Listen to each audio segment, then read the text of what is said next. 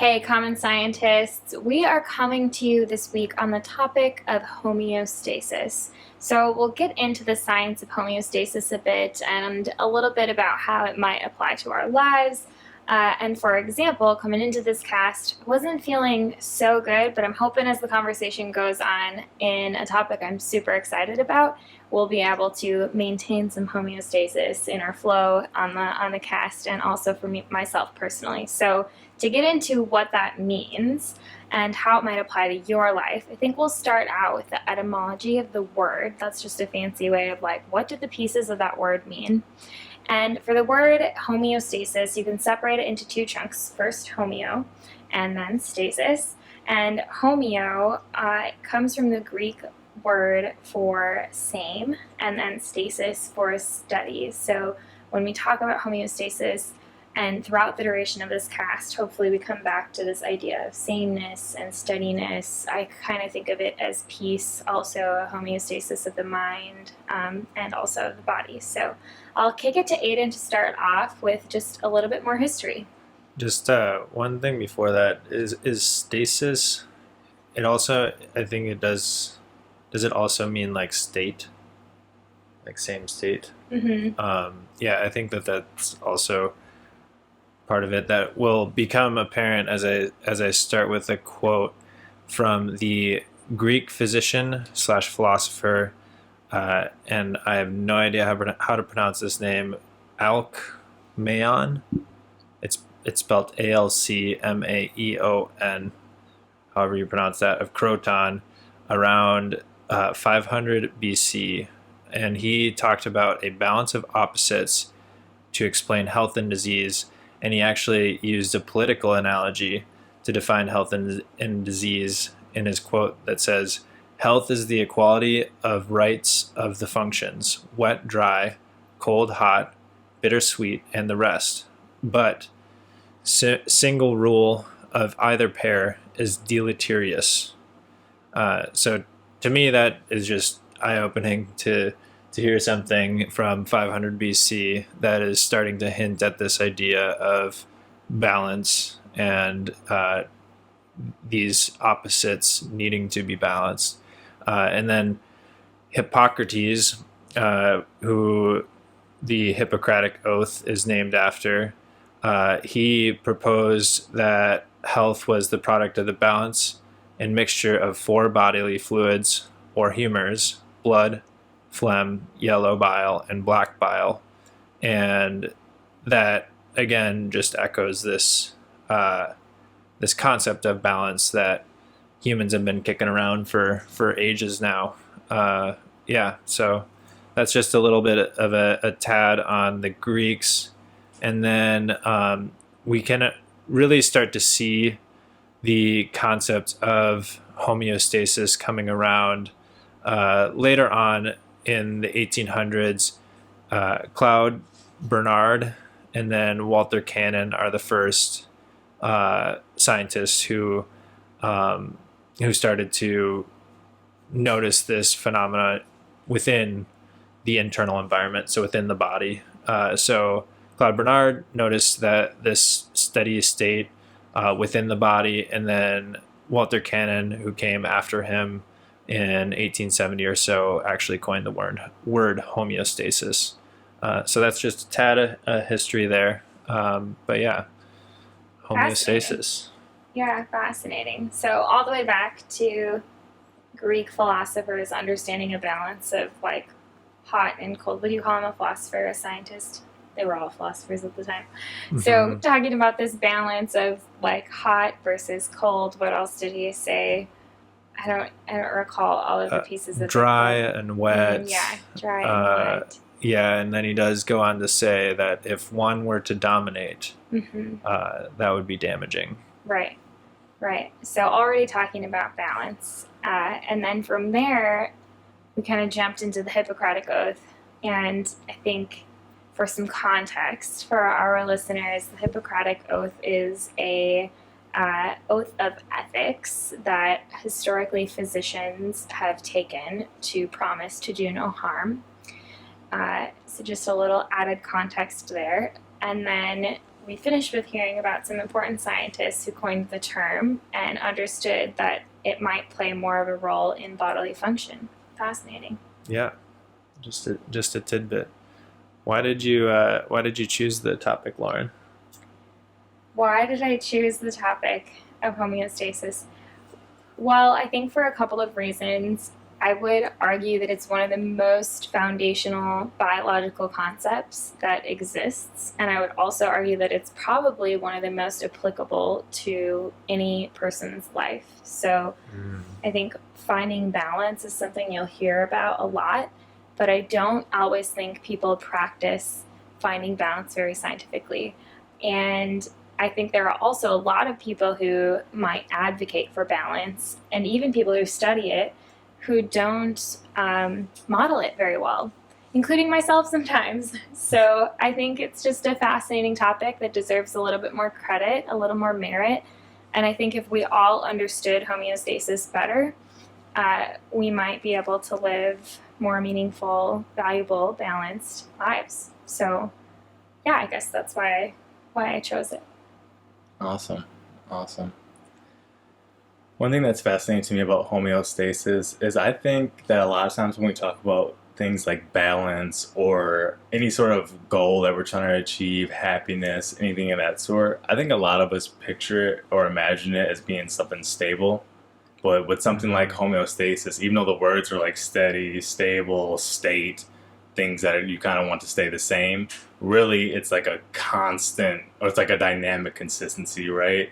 Yeah. Because it's so affected by your environment, but your body, your cells, every little whatever little thing inside of you, mitochondria, all that stuff, all these systems, they can't really worry too much about what their environment is doing because they can't control it. So all they do is sense it, right? And they have all these effectors and sensors and all this that read and react, and then they just try to control their inner state.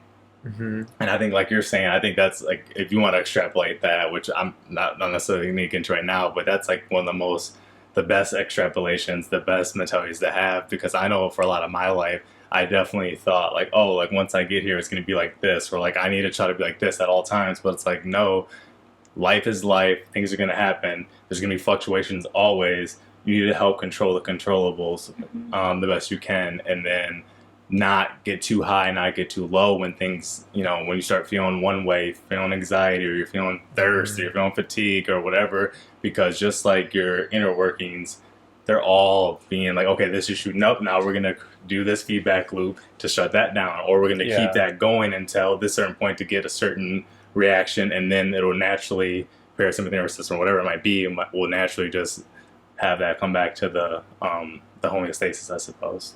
Yeah, I love the analogy, and I think it points to some biology too that I'll touch on in a moment, but I just want to affirm, I think you're so right. Our bodies, all the way down to a biological level, and I'll touch on that in a moment, but also our emotional state, it is about being in a place that you can respond to your environment positively. Like you said, you aren't always going to have consistency, and that's not even the point always. And in our bodies, we see that they are geared toward creating a environment where a cell or a piece or an organ system can respond most easily to the environment, to adapt, to maintain, like you said, this balance, this homeostasis that isn't actually always steady. There's constant fluctuation around some line or some range. Right, and I heard somebody say that there's no such thing as a flat line, because of course if there's a flat line, you're dead. Yeah. So there's going to be all these spikes and troughs and all that type of stuff. Oh, for sure. So I'm going to take it a little biological.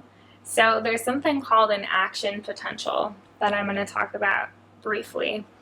And it's something that happens in your brain. So every time that communication needs to happen between your brain and other parts of your body, a signal has to be sent, right, from your brain to other areas of your body. And to determine whether a signal is sent, there's actually a number that dictates whether or not that signal was important enough to be sent. So, for example, if you're walking down the street and it's warm outside and you're talking to your friend or something like that, you'll have all sorts of signals around you, right? It's light outside, it's warm, you're in conversation, but there's a whole bunch of information that you might be surrounded by in your periphery that's not actually processed. And so when, specifically in senses, in this scenario that I'm explaining, when a signal needs to be sent, it has to really reach like a specific threshold. So in an action potential graph, you'll see like a spike, and then it'll come down into kind of a bit of a low point, and then come up and come back to be steady. It looks kind of like a backwards Nike swoosh, if you use your imagination a little bit. But your maintenance is actually at negative 70 millivolts. So bear with me if you're checking out a little because you were like, oh, biology, that topic sucks, or whatever you're thinking. Just hang out here for a second. Be in discomfort with me, because negative 70 millivolts, you wouldn't think that that's normal, right? Like right. Negative 70, what kind of a number is that? Like, Right. You wouldn't think that you have all these neurons hanging out at negative 70, all these cells. However, being at negative 70 allows for any influx of positive ions, of positive numbers, to allow that cell to be super reactive, right? So anytime it has positive influx, it can consider then, should I react to this? Should I react to this? And actually, it has to be raised up to negative 55 millivolts for there to be a reaction. So it's just one example of the body deciding intuitively when to respond and when not to respond to maintain some level of homeostasis in a way that is prepared for response, right? Like, we hang out at negative 70 so that we can react to something, not necessarily to maintain a flat line. Like you said, flat line means probably that you're dead. So I thought that was fascinating. I don't know that I did it justice, but really phenomenal that what we can see in ourselves is also mimicked all the way down to a cellular level to our neurons in our brain, like responding to senses, which I think is so fascinating. Yeah, I think it is super cool, and I think just to echo a lot of what you're saying about the hanging out at the negative 70 millivolts, that's what we could conceive as like homeostasis, right, where the body is trying to maintain this range at which the neurons are resting. And as Lauren also mentioned, that's where they are more able to be activated. And I believe, Lauren, so homeostasis tends to involve feedback loops, and there tend to be, and in those feedback loops, as Dre also dropped earlier, there's like sensors and effectors, and these sensors will take up a signal and then tell the effector to do something about it. And to maintain that negative millivolts, the negative 70 millivolts at resting, I think, aren't there like different pumps in the cell that try to pump out the positive ions when it's resting? Yeah. So, whoa, we're really getting into we're really getting into some biology, digging a little deeper. Right. Yeah. So if you look at this on a graph, if you think again about that, like backwards Nike swoosh, if you will, or like a spike, it almost looks like a heart rate spike, which people I think are probably most familiar. It spikes up and then it spikes back down. And the spike up is called depolarization. And that word is not so important. All that you need to think of is that it's getting more positive, right? So we were at negative 70, we hit that threshold of negative 55, your brain was like, whoa, we gotta send something to the body, and then it did. And so it depolarized, it got more and more and more positive, and then at some point, the signal has been sent, right? And that cell's overwhelmed with positive. And then the cell has to use channels and some pumps to maintain homeostasis. So now it's gotten so positive, and we need to come back to negative 70. So you're so right, and I don't know that getting into the technicality of the pumps and things, makes sense for this cast, but just so that you know, common scientists, your body is amazing. It's super intuitive. And next time someone asks you, like, hey, how are you doing? Maybe you can respond and be like, oh, I'm doing great, hanging out, negative 70 millivolts, doing fine, maintaining homeostasis. But yeah, that's the reality of what happens as your body is trying to communicate, as Aidan said, from a like effector to like a response. So I think it's like, so there's a receptor or a sensor, and then that tells another component to an effector to create an effect. Yeah, so that's like brain to body. Yeah. So in the with feedback loops in particular, so there's positive feedback loops, which can create an intensification. So I'm sure there are some positive feedback loops in the depolarization, right? And so like when I say intensification and this positive feedback loop, it's like you have the sensor telling the effector to do something. That effector is then providing a signal to the receptor, and it's this cyclical fashion that intensifies, increases a response. There's also negative feedback loops, which are just the opposite, where the effector will also tell the receptor then to decrease the response. And I'm totally going to pull this from my, not research from my brain, but it could be wrong. But most of the body behaves via negative feedback loops. So it doesn't make sense to intensify, right? Like, your body's not like, oh, I'm hungry, and then all of a sudden you're like, oh, I'm starving. Like, that's not how it works. Like, it will intensify some, right? But there's a point where you eat and then you feel better, or, you know, something like that. So most of that is negative feedback loops. Positive feedback loops are much, much less common. The best example of positive feedback loop is pregnancy.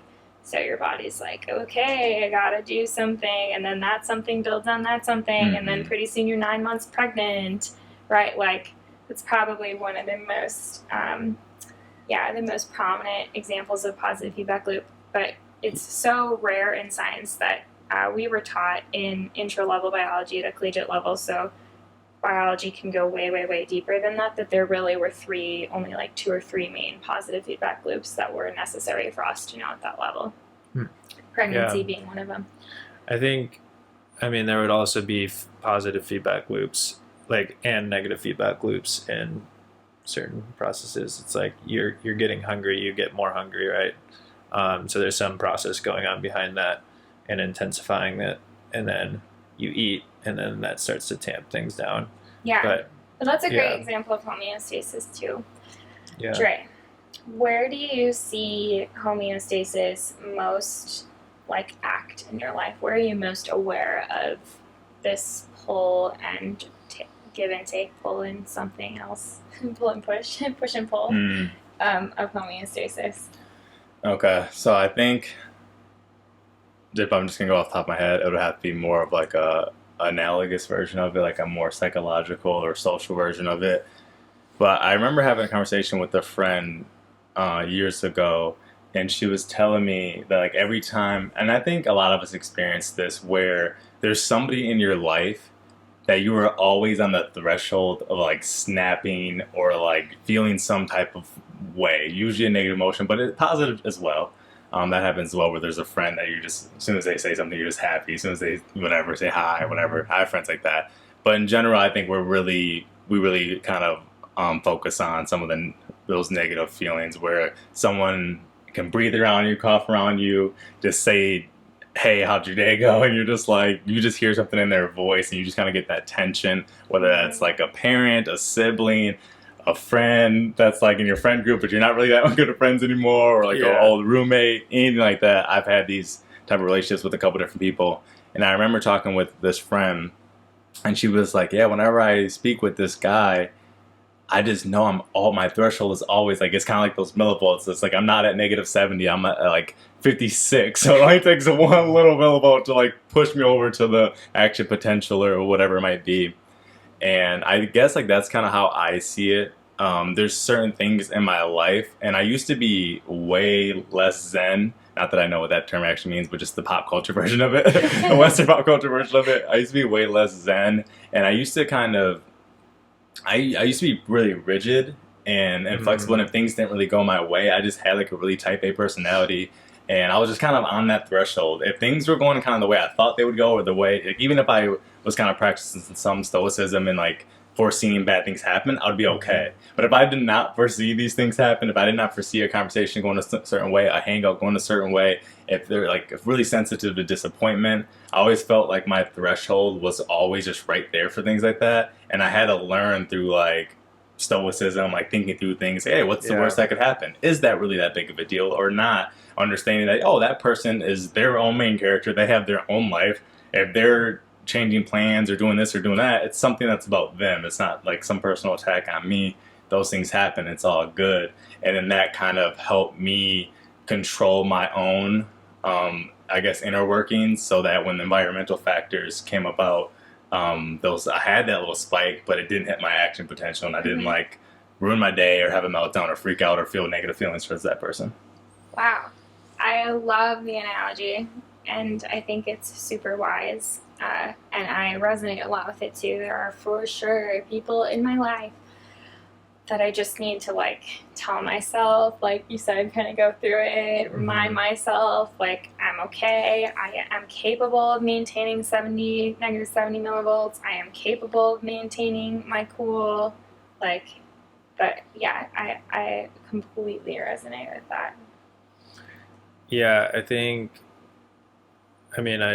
I had a similar experience to you where it definitely required learning to create some of those receptors in my own psyche that tell me, oh, I'm like getting close. I should start to tamp that down by doing something else.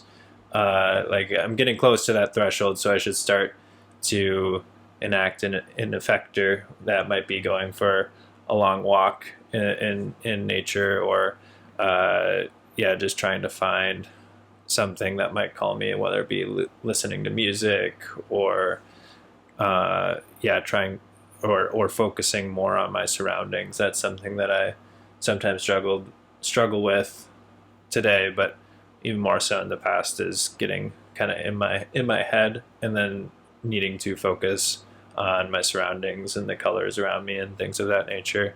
So I think just part of the human condition, and balance is important. I have one quote on that as well. So it's funny that you say Zen, whatever that means by the Western version of it, right? I barely know anything about Buddhism, but here's a quote from Sagyal Rinpoche, and I apologize for just completely butchering that. We will link him in the show notes, but the quote is, "Our task is to strike a balance, to find a middle way, to learn not to overextend ourselves with extraneous activities and preoccupations, but to simplify our lives more and more. The key to finding a happy balance in modern life is simplicity." And I mean, it just hammers home that idea of the individual needing to find balance. And Lauren, your conversation too, as far as why you chose this topic. Yeah, I have to laugh a little at you, Aidan, though, because you resonate with this idea of minimalism and simplicity, and like he's going into a PhD in biostatistics and is interested in like multi-layered complex systems. So I just have to chuckle a little, because I think you're so right. In life, it's good to find some simplicity, some balance. But I don't think that means that you shouldn't dig into some common science. You do not need to dig into multi-leveled complex system analysis or whatever Aidan is interested in. But like, I think, struck me as totally ironic. Uh, the other thing that I want to say, because both of you guys just made yourself sound like Zen masters, is that I don't have it figured out at all. And I am prone to becoming super irritable. And unfortunately for Aidan, it manifests mostly in my relationship because that's the person that I am around the most. And like the number one reason I become irritable is because my life is out of balance in some other way. And then that irritability, primarily would manifest in whatever relationships are closest of me or to me. And I've certainly gotten better at recognizing those moments, but I still have a long ways to go. I mean, a while back in the process of moving and getting to the Twin Cities, and Aidan's running his PhD and things, man, it was a challenging time. And during that time, I struggled in a lot of different ways, a lot of change, a lot of trying to find and maintain my homeostasis, figuring out what in the world balance looks like in a totally new environment. And that imbalance and maybe fear in some ways absolutely manifested as irritability.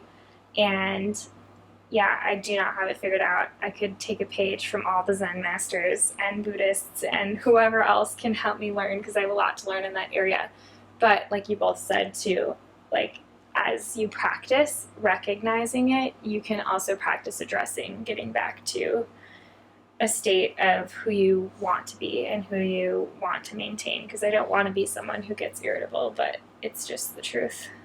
Yeah, and I mean, I in no way have everything figured out, but yeah, I mean, it's true. You just got to practice in a lot of ways.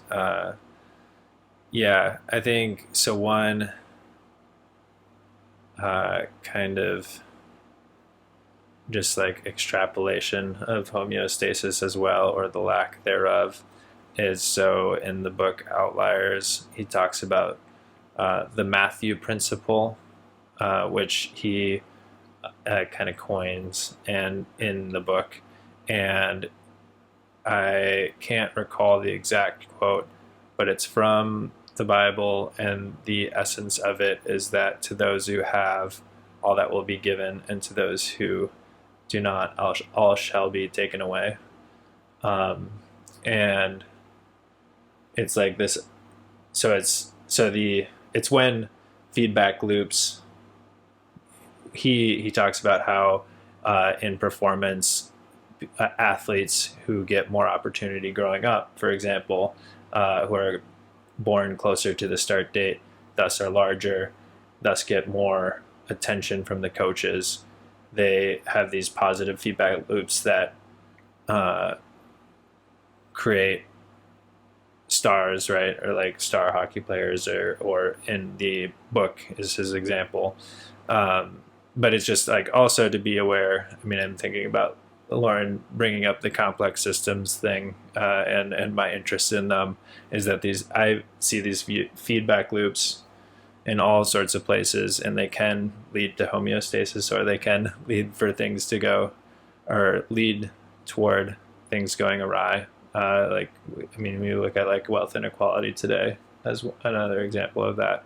But you can see these feedback loops all the way down to the neuron, all the way up to society at large, which is pretty darn cool. The Matthew principle, that's a good one to remember. The rich get richer, the poor get poor. The essentially the the idea of it. It's fascinating. So even going back to that first, the first Greek philosopher, physician before that I mentioned before, Hippocrates, that I whose name I butchered as well. I mean, he just talks too about how when extremes exist, that's when things are harmful. But so, I mean, I would think it would just hint at the importance of equality and trying to strive towards that as far as creating a healthy society. But yeah, Lauren, I see you're pulling up something. Would you like to mention your train of thought that's going on? Sure. To completely call you out.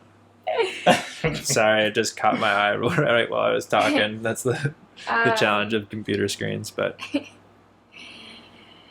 controlling my own frustration in this moment live on YouTube. Okay. Yeah. So when you mentioned homeostasis of societies and this structural level, I didn't think it was quite appropriate to jump from neurons to society, but here we are. There are some lyrics to a song that I think describe some of this tension. So far we talked about homeostasis of the body, the self, the neuron, and we're starting to extrapolate into this balance within society. And I think that these lyrics do a good job at describing some of these tensions, because I don't believe that the most homeostatic society is one where the rich get richer and the poor get poorer. There's a reason why the body works primarily in negative feedback loops, not positive feedback loops. So I strongly disagree with some of those contentions. Mm-hmm. And hopefully we get a chance to circle back to that. But I'd love to hear your guys' feedback on these lyrics. So the song is by Casting Crowns. They're a Christian artist that I grew up listening to. And this song is called City on the Hill. And I'll just read some of the lyrics here. Did you hear of the city on the hill? Said one old man to the other. It once shined bright, and it would be shining still, but they all started turning on each other. You see, the poets thought the dancers were shallow, and the soldiers thought the poets were weak. And the elders saw the young ones as foolish, and the rich man never heard the poor man speak. But one by one they ran away, with their made-up minds to leave it all behind, and the lights began to fade in the city on the hill. Each one thought that they knew better, but they were different by design. Instead of standing strong together, they let their differences divide. But it was the rhythm of the dancers that gave the poets life. It was the spirit of the poets that gave the soldiers strength to fight. And it was the fire of the young ones. It was the wisdom of the old. It was the story of the poor man that needed to be told. So, those are the lyrics. I'd love to hear your guys' thoughts, but it's been a song that's been on my heart a lot recently, and in moving to Minneapolis, Minnesota, which is a very divided community in some ways, I feel. And yeah, it's just been this tension in my heart of like the homeostasis of this city, the balance of this city. Aidan? Takeaways? Man, yeah, I mean, I think that song puts it well, in that all of these roles in society are incredibly valuable, and it is a dance, a give and take between all of the different roles in order to create a homeostatic community, like one that can be sustainable and long lasting, as opposed to one where they all go home, or however it's exactly phrased in there. But yeah, one line that stuck out to me was it was the rich man not hearing the poor man speak. And but yeah, I think that, I mean, yeah, it's just it is super true that to have these incredibly interconnected and interwoven communities work, we need to give and take, and ultimately respect the different roles, because yeah, they do serve, or most of them do. The what's his name, Lindahl, if you live in the Twin Cities area, there's a real estate mogul who has these billboards everywhere, and it's arguable whether or not he serves a purpose. Everyone else serves a purpose in society, but Chris Lindahl does not. I'm just joking. Just joshing, but yeah, So I mean, I just think that's an apt song to bring up, Lauren. Yeah, I was talking, speaking of Chris Lindahl, I'm going to stay on that topic for a second. I was teaching my campers about like free will, advertisement, psychological priming, stuff like that. And I was trying to get them to talk about fast food and how that can influence your hunger, and how we talked about in the comfort crisis, how 80% of eating is not actually in reaction to hunger, but other things such as boredom or outside stimuli that are impacting you. And I was trying to get them to be like, oh yeah, like what do you see on the highways with the billboards, and be like, oh, like McDonald's and stuff like that. And then one of them was like, Chris Lindahl, and I was like, wow, okay, Chris Lindahl, that you are doing a fantastic job. However, I don't know if I can support this any longer if my 12-year-old kids are promoting Chris Lindahl. If I need to sell a house, right. I go to Chris Lindahl. Man, dude must be doing pretty well though. But that's awesome. Yeah, Chris Lindahl, jeez. No free press though. Wait. Now I have to say, in no way an endorsement. I've been listening to Brené Brown recently. Dare to Lead. She's a phenomenal writer, leader, etc.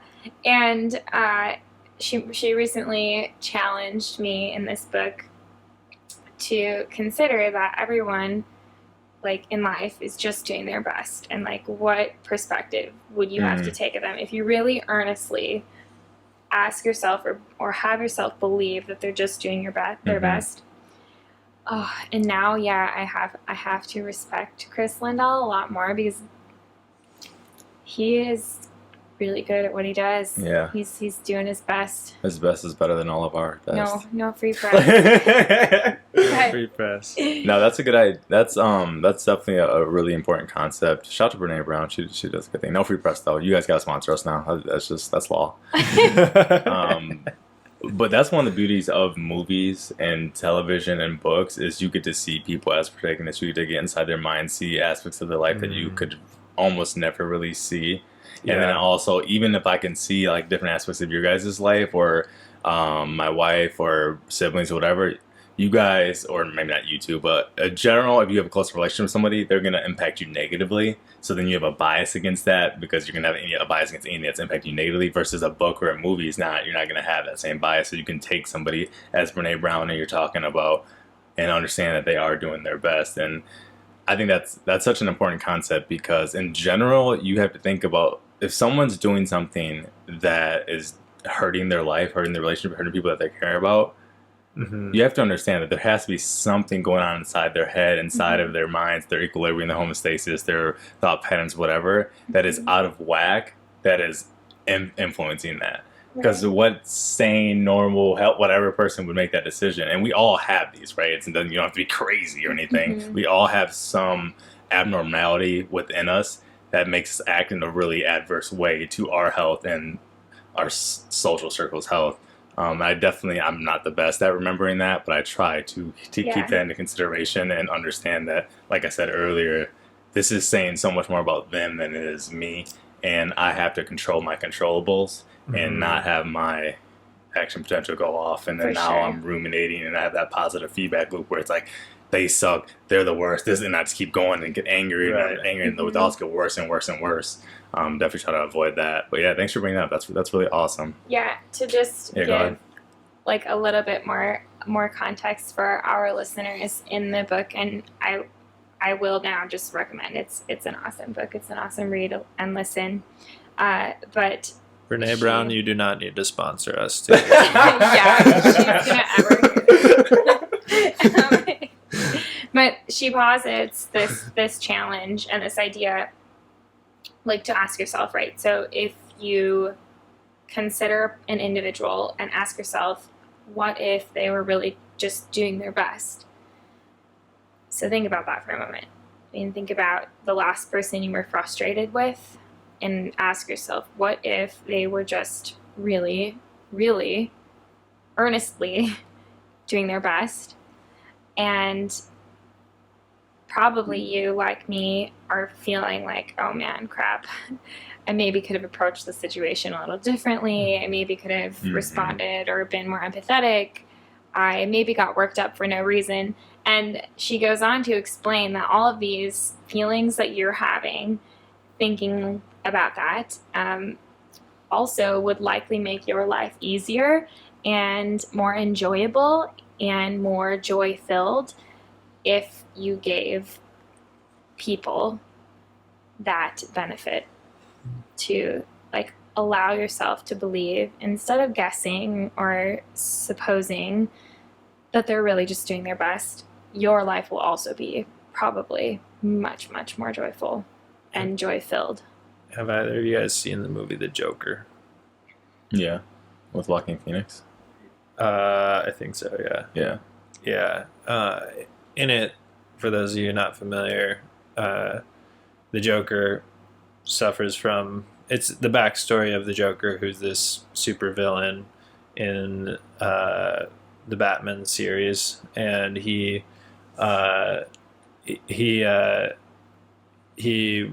this neurological condition, and it demonstrates these feedback loops that create him into who he is, where because of his neurological condition, people start to treat him poorly, and he does not receive respect, and he eventually, completely goes off the rails and becomes the supervillain that he is in the rest of the Batman series. So it's just it's an incredible film because it also does help create some of that empathy, I think, in people and myself as well, in terms of realizing that, people have issues that they're dealing with, and and if you are doing as Brene Brown advises and believing that they are doing their best, I think that is a worthwhile pursuit for sure.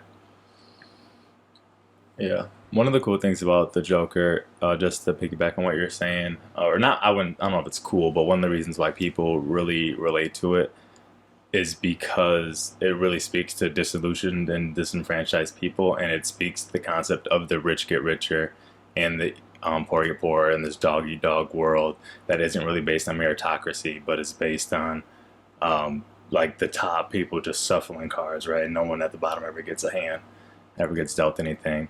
And that's why the Joker, someone who was cast aside by society, someone who's dealing with a number of neurological issues, but one of it is a rare condition in this world where he just bursts into uncontrollable laughter, which if you know the Joker, he laughs a lot. And that, like you said, it gets him ostracized even more. He's already has this wild backstory of some sort of abuse, some sort of adoption, some sort of poverty. Plus now he's just a social pariah.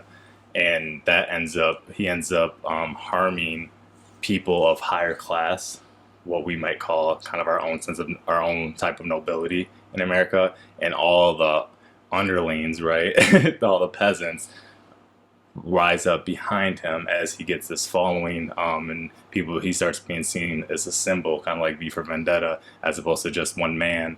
And then by the end of the movie, he has this following, and he has this sort of this movement. He's the cult leader of this movement, I suppose. And I think to what my understanding of the Matthew Principle, it sounds like that is a product of it. It's a product of it being unchecked. It's a product of unchecked capitalism. And I think when it comes back to the City on the Hill song, the thing about the City of the Hill, I don't know if I think it is like a Christian concept, or like an allusion to heaven or something like that, or heaven on earth. It's an ideal world. So when we hear about like this sort of balance and cycle and this and that, and the poet affects this person, the soldier's heart, and the soul, blah, blah, blah, and the poor listens to the meek, and the meek, his voice is heard, has a story to be told. This is an idealization of what humans could be, and I agree that might be an awesome sort of homeostasis or equilibrium or whatever. But I also think so. My understanding of equilibrium is that equilibrium, how it differs from homeostasis, is that it's passive. It's also a type of balance, but it's like diffusion, right? It happens. Mm-hmm. It's just passive. It doesn't whatever. There's too much salt, so it just permeates through, and now the salt is balanced on both sides, right? And that's what I think is missing in films like The Joker and parts of our society today, is that there isn't a passive or a natural equilibrium.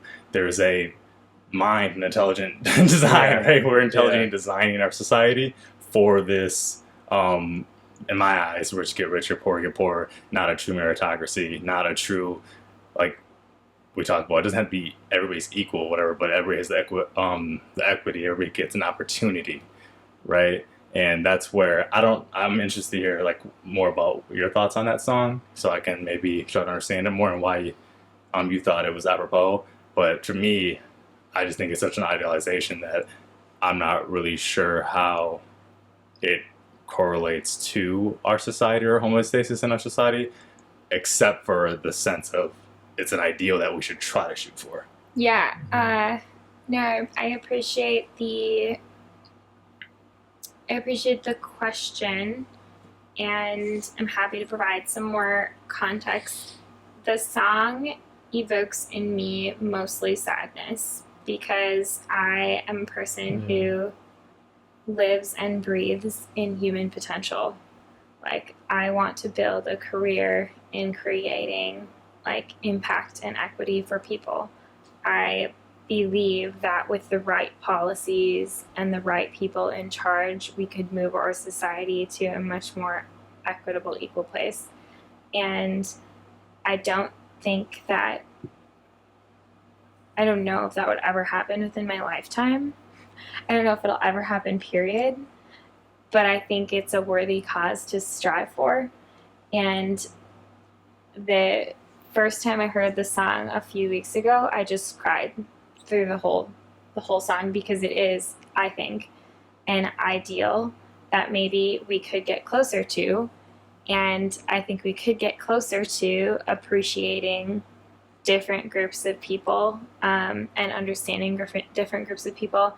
And I think, especially after a recent family event where something that came up that I didn't think was political turned out to be political, and I ended up getting injured in the conversation, like physically hurt and scared.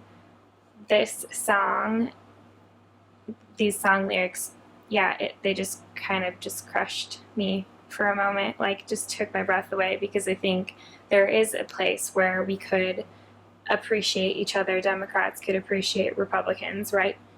Sounds crazy, but it could happen, right? Like, where there would be a feedback loop where one would correct the other and we would continue moving forward. But right now, I feel like as a country, as a society, in our state, in our city, in my family, we are so whiplashed from one way to the other, like that it's just tearing people apart and killing more than like creating steadiness or homeostasis or a healthy balance.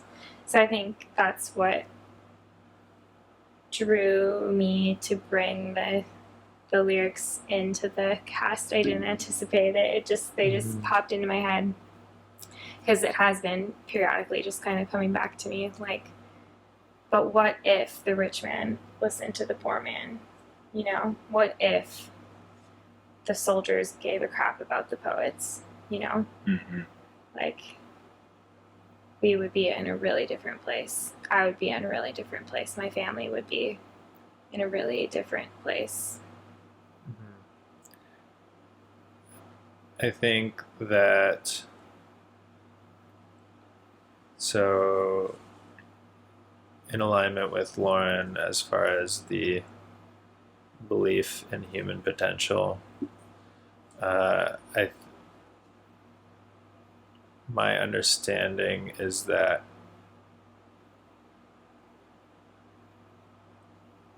my understanding is, I mean, the conversation around like having empathy for people doing their best like if that were communicated and educated to more people, which I think the message, I see it more places, and I mean it might just be part of the human condition, but like I think that like conveying that to and like just conveying that to more people and convincing more people that everyone is doing their best, and like educating people on how to listen would go a long way in terms of getting the rich man to listen to the poor man, and all these things. Like I think, I mean, because there are enormous examples of rich men listening to the poor man. I think of a blank on the name of the company or the CEO, but there's a company where the CEO realized how little some of his staff members were making, and realized, like looking at some of the data, that 70 grand a year in the West is sufficient to to live without financial worry and to just live a good life. And so he decided to reduce his pay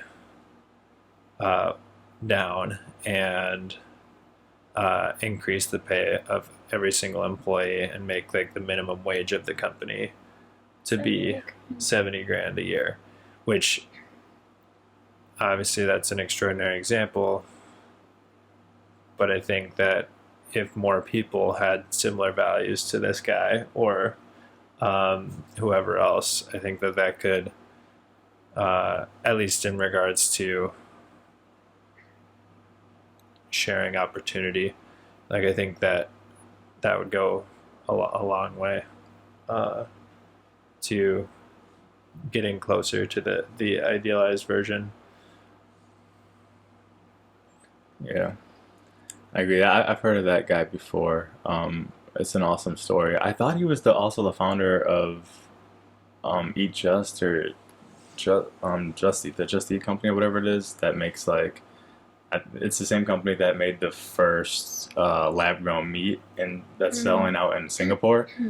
And that his name is Josh Tetrick, but then I tried to look it up real quick, and that made me think that no, it's not him. I thought it was him for some reason, but can't recall his name. It looks like Aidan's looking it up. But yeah, I mean, it's an amazing concept, and the frustrating thing about that is how many billionaires and hyper millionaires, founders, etc., big business, like frowned upon him, got how much negative press the media got, and how there's all these there's all these ridiculous headlines from the media talking about how it's like going to make people poorer. And like I've seen these headlines before, where it's like, if everybody has money, then nobody has money. Like you just hear these ridiculous things because people are trying so hard to protect their identity, to protect their livelihoods, to protect their businesses, and continue to make hundreds of millions, if not billions of dollars, instead of, when the janitor or whoever it is, the whatever worker it is only making 30K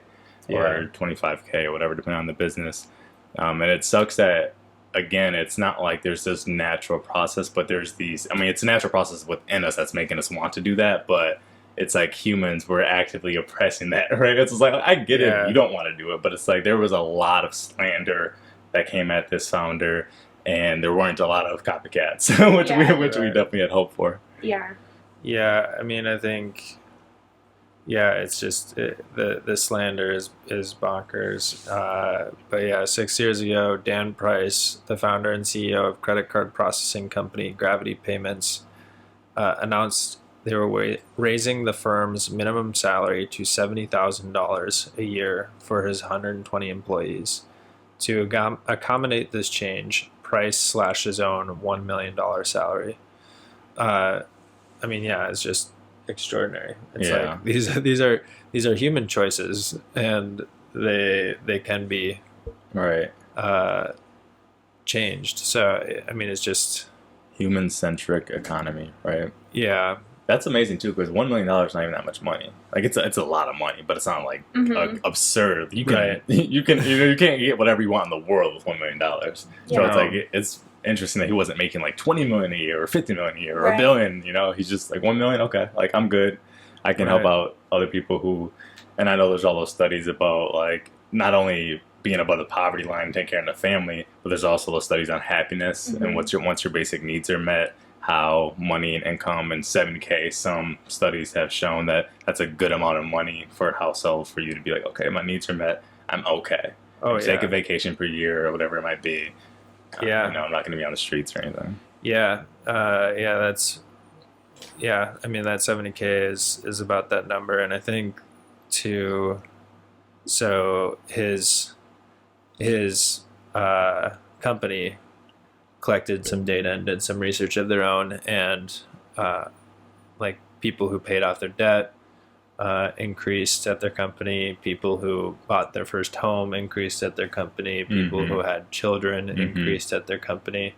So it's just like, yeah, when people have their needs met and feel secure, they can start to plan for the future. And so I think that is just something to definitely admire. And yeah, I think it's probably some cognitive dissonance that created some of that backlash where people were so like, oh, I could never do that, but and deep down know they can, but yeah, it's a fascinating example for sure, and I didn't expect bringing it up on the cast, but Yeah, I think people get, I mean, research shows even that people get defensive when their livelihood feels threatened, and in a society that values money over nearly everything, right, it's easy to tie your value to dollars, and therefore when your dollars are challenged, your values feel challenged, and then you get really defensive. And so yeah, it's a deep-seated problem, but I do think that there could be and should be better balance. And I hope that, I hope that that we can get there through some of this negative feedback, right? Like, you'll hear people talk about it when they talk about housing prices. They'll say like, oh, something has to break, right? Like housing keeps going up and up and up and up. Student debt keeps going up and up and up and up. This is something that is talked about a lot in my circles, as you can guess, since I'm a recent college grad from a university in the United States where it's not paid for. But people will say like, oh, something's going to have to give. And that comment alludes to a negative feedback loop, something reaching a point where it's too high and it has to crash out. And we've seen that happen in societies as well throughout history. I wasn't so versed in the conversation to handle this piece of the conversation at a societal level, but just to get back to this idea of balance in a society and whether that means everybody makes 70K a year or housing prices have to go down or maintain for people who are in the college population, or whatever the actual proposed change is to maintain better balance, who knows. But I and many others believe that better balance can be achieved and achieved peacefully, though some people think like revolution is necessary to achieve balance. yeah, I personally hope that the revolution is not necessary. But yeah, I think that it's just all everything we brought up. We're getting a little bit close on time, I think. But yeah, as far as everything that we brought up, from the society down to the neuron, just think about those feedback loops. You have the receptor that hears some sort of signal and then tells the effector to do something, and then you end up with these positive feedback loops that can intensify an effect, or you end up with these negative ones that can tamp down the effect. And yeah, whether it's at the societal level, at your individual level, or at the cellular level, homeostasis is a thing, and something to learn from. Yeah, for sure. So I want to end with a little technique that can help maintain homeostasis in your body. We have talked about this technique in another cast that I would strongly recommend called breath or breathing. And it is to just like take a deep breath. We're going to expel all of our air together. I invite you to do it with me. You might get a little lightheaded, so if you're driving your vehicle, maybe avoid this. But if you're at home or you're on YouTube, I'm going to invite you to sit back, put your feet flat on the floor, and your hands in like a comfortable, natural position. You can close your eyes, you can keep them open if you want, whatever feels most comfortable, or just like lower your gaze to maybe the floor somewhere in front of your feet. And we're going to breathe all of our air out of our lungs as much as we can. And then we're going to pause for a moment. And then we're going to breathe in as much air as we can. And we're going to pause for a moment. And then we're going to expel air just to being normal. Okay, so put your hands down, feel relaxed. And with me, we're going to breathe out. 2, 3, push it all out till you feel like you can't breathe. Pause. Breathe in. 2, 3, 4, till you feel like your belly and your chest is bursting with air. And then pause, hold it, and release back to your natural state of breathing. And you can open your eyes and get back to a place where you feel present. But breathing techniques are one fantastic way to help your body get back to some semblance of homeostasis. I wish it was that easy for society, but maybe if we put it up to you, common scientists, we can figure out how we personally, our families, and our societies can maintain better homeostasis. Hey, common scientists. Hope you enjoyed the cast. Thanks for investing in common science. We hope it brought as much value to you as it did to us. To learn more, smash the subscribe button and visit our website, commonscientists.com, where you can read our blog, join our email newsletter, and follow us on social media. Finally, if you like what we have to say, you can absolutely support us on Patreon. We could always use more support. You can navigate there also from our website, commonscientists.com, common scientists with an S, so that we can continue cultivating a community of common scientists.